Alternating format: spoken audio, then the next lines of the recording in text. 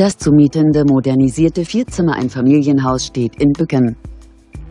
1973 wurde dieses Haus erbaut und 2014 saniert. Beheizt wird es über eine Gaszentralheizung. Das Gebäude verfügt über 2 Garagenparkplätze. Es hat 2 Schlafzimmer und ein Badezimmer. Die Ausstattung befindet sich in einem guten Zustand.